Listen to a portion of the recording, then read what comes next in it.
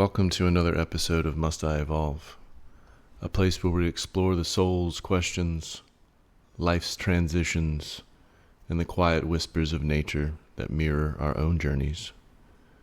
Today's episode is a meditation on something maybe we just go through life not looking at, and maybe it's deeply poetic. It's called stress-induced flowering. In nature, there's a moment, an intensely fragile life or death struggle, when a plant facing extreme stress chooses not to retreat, but bloom. And today we ask, what can we learn from this? Welcome to Must I Evolve, a lecture series on spiritual growth and philosophy, presented in conjunction with No Expectations, the podcast. Welcome to another episode of Must I Evolve, a space where ancient wisdom meets modern science, where inner work meets real-world results. I'm Andrew H. Housley, author, board-certified wellness consultant, certified holistic nutritionist, and yoga instructor with 25 years on the mat, and even more in mindful observation. This podcast is a mirror, a question, and sometimes a nudge. Welcome back. It's a dark, rainy day here in New Orleans. Thunder's in the air and rain is coming down pretty hard.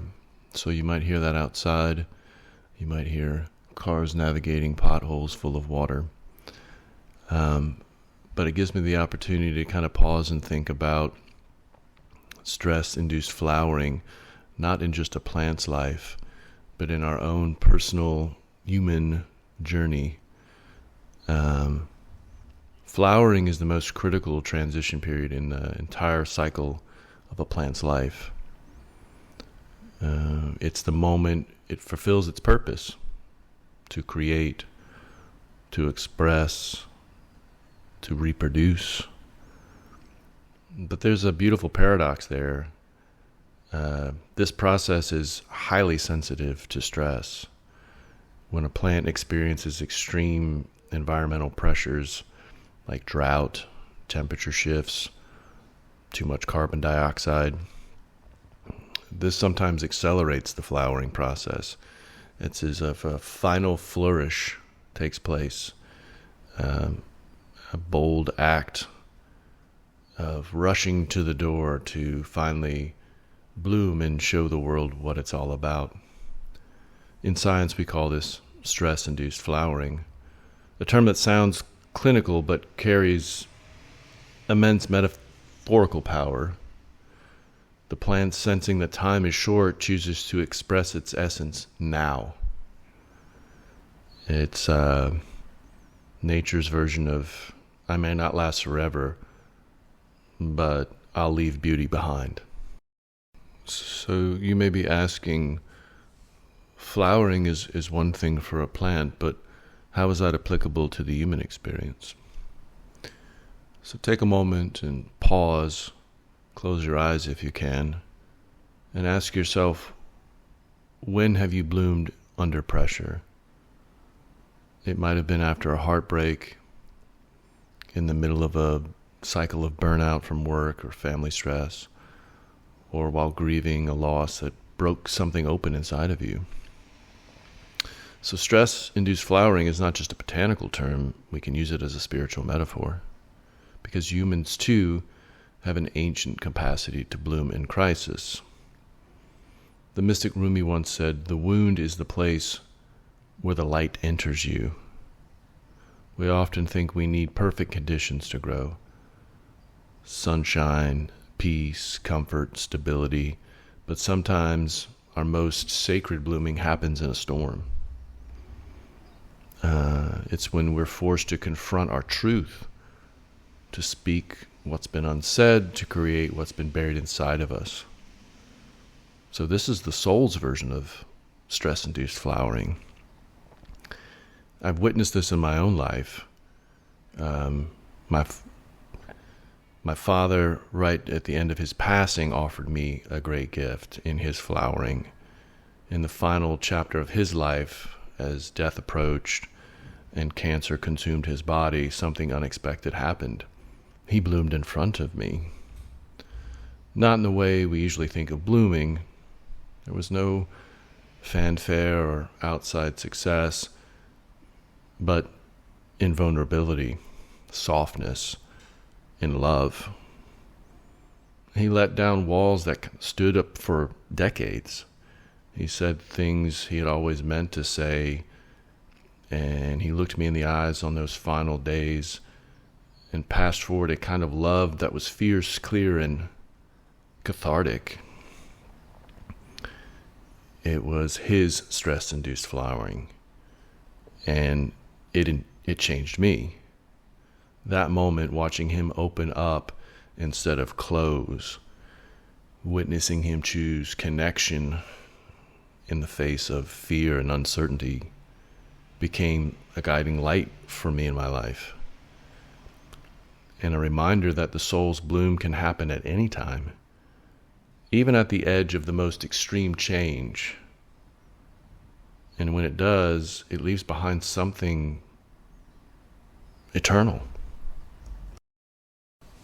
We can't really talk about blooming, I guess, without using the very ubiquitous quote, "Bloom where you are planted." I think I've probably heard that in at least 100 different yoga classes or seen that on social media. It's a very profound quote. At first, it sounds like it's an encouragement to accept your circumstances, and I believe that is true. But when we look at it a little closer through the lens of stress-induced flowering, it becomes something more radical. It's not just about acceptance. It's about activation. No matter how rocky the soil or parched the earth is, you bloom anyway. You let your soul rise, not when things are perfect, but especially when they're not. Blooming where you're planted doesn't mean ignoring the stress. It means, bringing it in, understanding it, letting it be a force to begin change. And there's something beautiful. When we activate ourselves in difficult conditions, we don't just survive. We start to maybe find our true purpose. We develop awareness. We wake up spiritually. Because stress oftentimes reveals what matters. Pressure strips away the superficial. And in that raw, honest space, we meet the core of who we are. And sometimes it takes disruption to hear the quiet call that's been inside us all along. Stress, when met with presence and courage, becomes not an obstacle, not a wall, but a doorway to our fullest expression. And it's in that blooming, that clumsy, messy, bold, imperfect thing, we often find that we find what we're here to do, who we're meant to be, and how we're meant to serve our purpose. So bloom where you're planted is a whole lot deeper than just the kind of throwaway quote we hear a lot. So blooming and being a plant and a flower, this all sounds pretty simple, right? So how do we put this into action in our daily lives? How do we mirror plant wisdom? I think there's a few things we can do. We can, number one, observe the stress. When life feels heavy and chaotic, pause. Don't rush to fix it. Sit with it. Maybe ask, what is this trying to grow in me? What truth wants to rise now? Number two is choose one expression. Pick one thing you've been holding back. A story, a feeling, a piece of art, a decision, and share it. Not in spite of the pressure, but because of it. let it be your flower. Number 3, create a ritual of blooming. Make space for your soul to speak, even in difficulty. Light a candle, wear something vibrant, dance, meditate, write. Symbolize your bloom, even if it's small. And remember, the plant doesn't bloom because things are easy. It blooms because it must. So to wrap up this episode of Must I Evolve, I'll ask a question.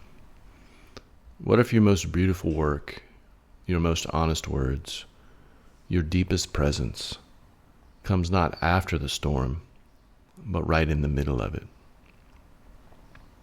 The lotus blooms in the mud, the wildflowers crack through concrete, and sometimes our soul opens under pressure. You were never meant to wait for the perfect conditions. You were born to bloom where you are planted. So when stress knocks, which it inevitably will, when life shifts, when uncertainty floods in, don't shrink. Open, bloom, become, and see what happens. Thanks for joining me today. If this episode sparks something inside of you, please feel free to share it. Let others know that it's okay to flower in the fire. Thanks for listening to Must I Evolve. Remember, you don't have to be perfect. You just have to be patient. That's the real practice. As for your next evolution, it doesn't live in who you should become. It lives in what already grows within you. Until next time, keep evolving, quietly, consistently, and always with no expectations.